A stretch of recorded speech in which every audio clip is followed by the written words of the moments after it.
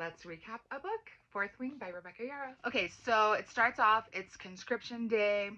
Much to her sister's protest, Violet is going into the writer's quadrant, just like her and her mother and her brother, who are all writers. And her mother is General Sorrengail. It's like basically put her foot down and she's like, do it. No daughter of mine is a scribe, even though her husband was a scribe, and that's what Violet has trained for her whole life. Her sister kind of gives her like a little rundown, gives her some better boots with better grips, armor that she made out of her dragon's scale, sends her off to the parapet and is like, look, when you're in there, find Dane, her childhood best friend, will take care of you, and whatever you do, avoid Xaden Ryerson because he is the leader of the rebellion's son and he will kill you because our mother is the one who killed them. She's like, yeah, cool, let me just cross this parapet, no big deal. We also meet Jack Barlow, who's like just a dick, trying to throw people off the parapet, trying to scare people. She crosses the parapet. Oh, before she meets Rhiannon, she gives her a boot. They become like besties real quick. She crosses the parapet. Jack tries to chase her off, pulls a dagger, like out the gate. They are not going to be friends. We all know Jack is a dick. She sees Dane. Dane helps her wrap her leg and is like trying to send her back to the scribes because she got these like hyperextended joints. Like she's just like a little bit weaker than most people. He gets her and Rhiannon under his command. Xaden has them switched. Everyone under Dane gets put in his quadrant. And so that he's the wing leader over Violet. She's like, yeah, no, this fool is really going to kill me.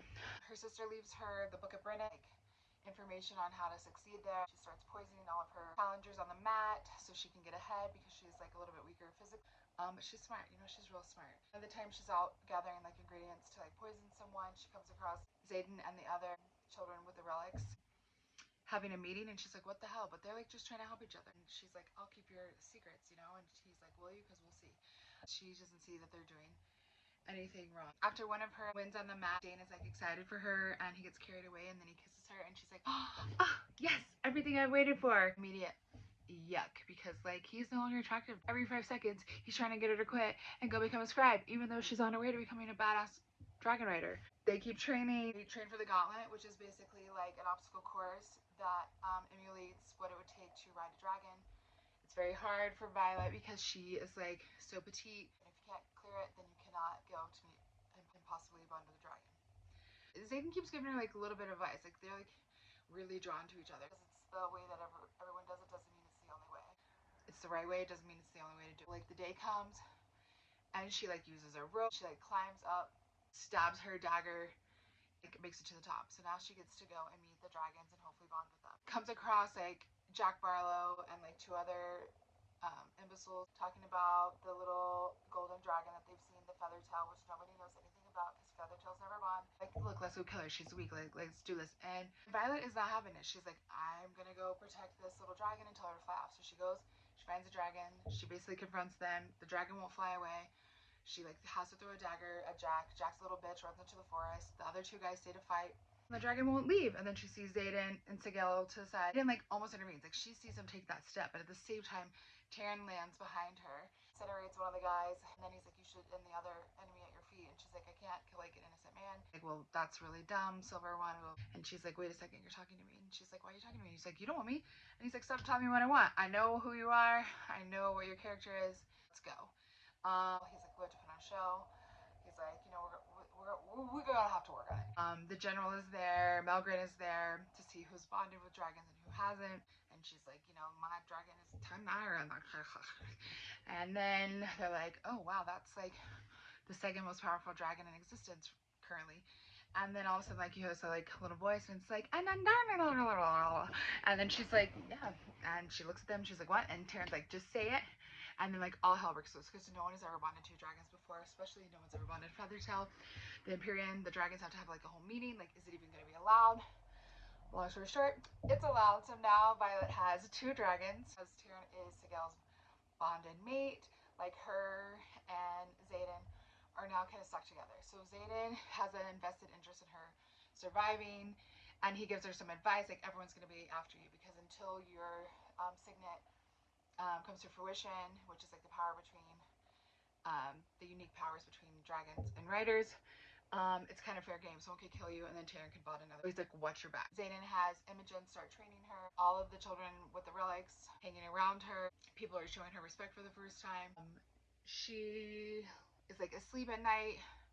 She's having like a dream about dear old daddy and the scribes and the libraries, and then something's like, wake up. She's like, huh? This doesn't sound like the dream I normally have. And it's like, wake up. And it's Taran, and he's like trying to wake her up because there are like assassins in the room trying to kill her. And she wakes up just in time to see like knives coming down. She hops up, she's fighting for her life. Taran's like, hold on, he's coming. And she's like, who's coming? And Darna freezes time because her throat is about to be slit.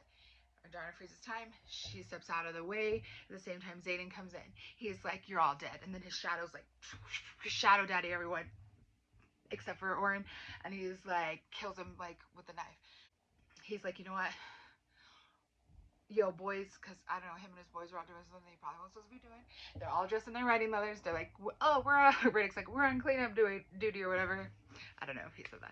They go out a secret passageway and they go to meet with their dragon. Like, at some point, I don't know if it's an hour later, where they realize they can all talk to each other. They can talk to each other mind to mind, dragons and riders, between the four of them because of all their bonded connections. They learn the truth about Anjarna. The Feathertail is basically a baby. She's 2 years old.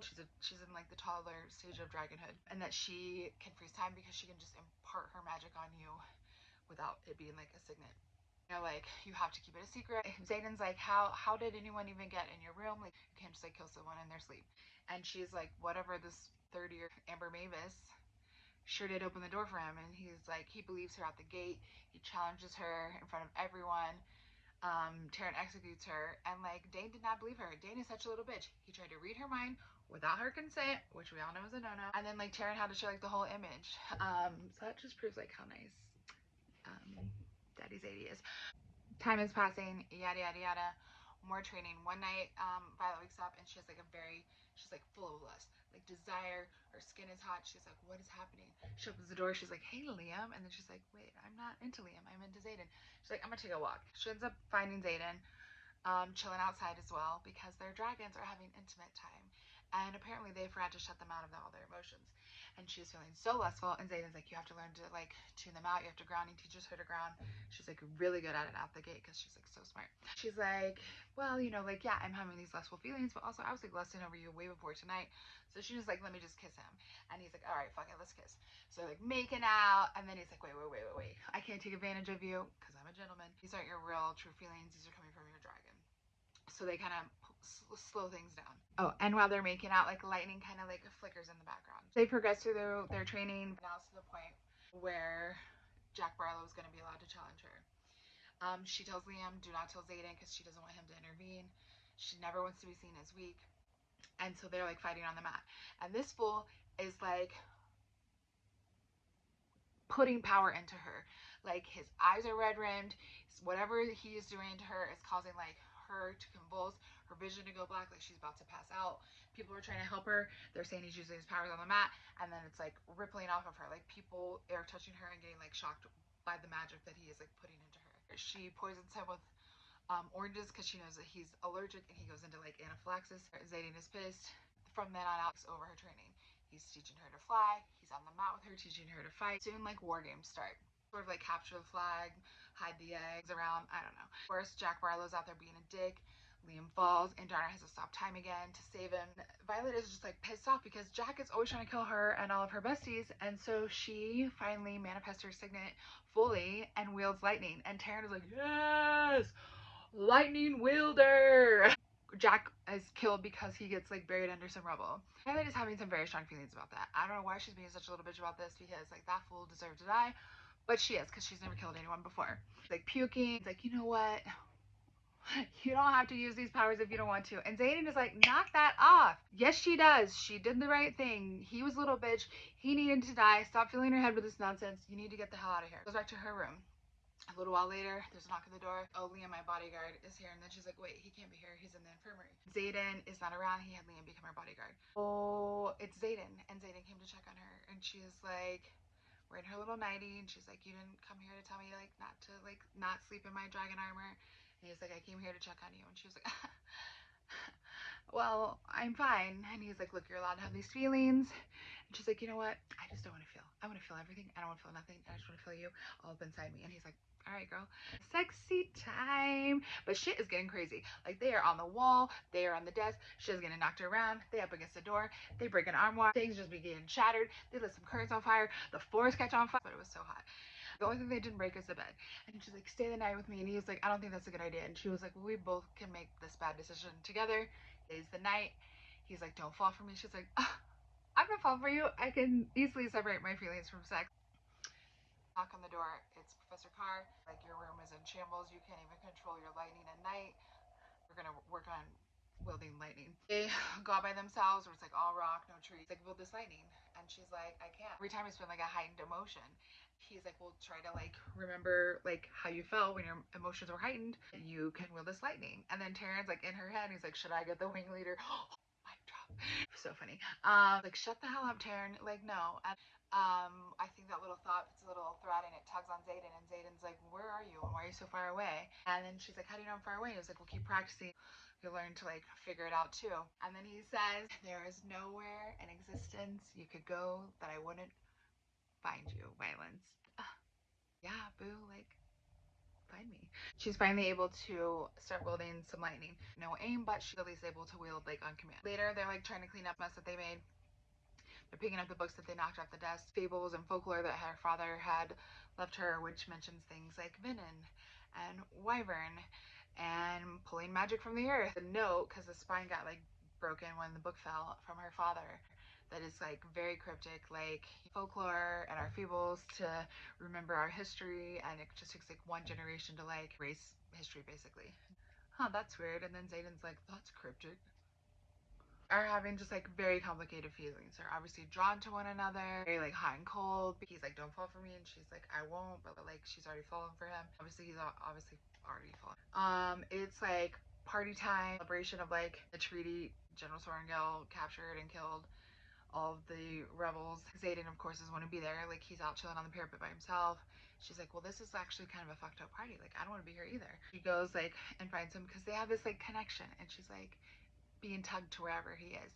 And his friend's like, don't go out there. Like, nobody wants to be around him. Goes out there anyways, in her dress. He gets mad. He's like, why are you risking your life for me? Don't ever do that again. He's like, I could say the same to you. And he's like, well, I'm a shadow wielder, so I could just catch myself with my shadows if I fell. And she's like, I didn't really think this through. She's like, I'll leave if you come with me. And he's, I don't think this is a good idea. And she's like, I will leave if you come with me. And then they take him back to their room, and she's like, I'm gonna take care of you. They're like having sexy time, I don't know, 4 or 5 times that night. They knock on the door, and he's like, bro, this better be good because I'm in the middle of some stuff. Yeah, people might be dying, we're under attack, and they get dressed really fast, go to formation, and then fucking war games again.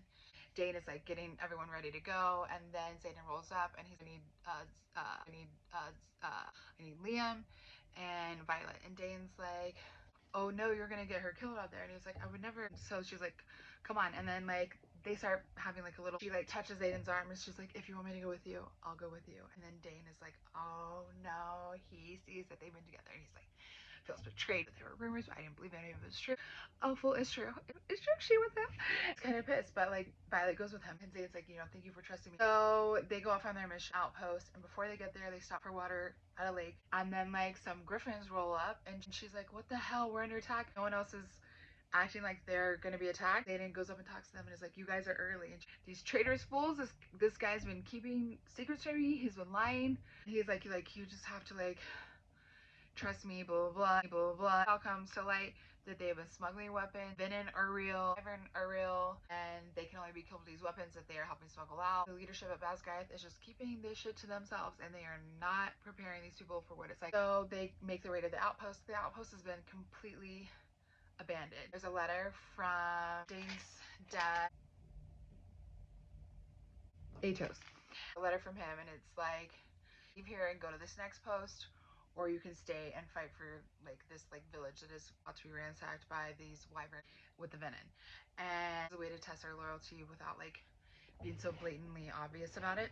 And then they all like decide together, like, we're just gonna fight. Like, we are not running from a fight. Our dragons never run from a fight. Riders, this is what we do. And they pump each other up, and then they go into battle. And then are there, and they're like pulling power from the earth, slaying people left and right. So many wyvern, and like Liam is doing like some crazy shit where he's like running off his dragon, flipping in the air, landing on a wyvern, killing a venom. I mean, Liam is like, we all know, the best of the year.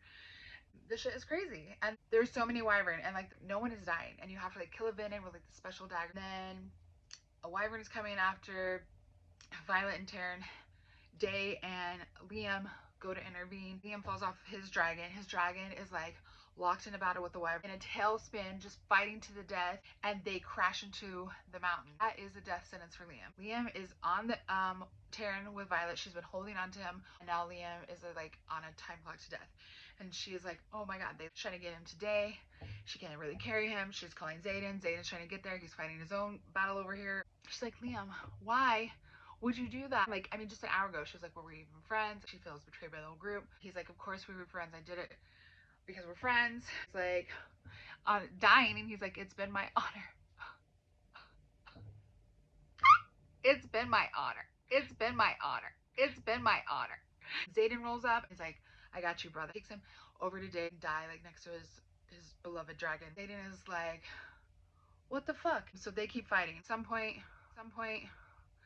Violet is trying to kill. She gets stabbed with a poisonous dagger.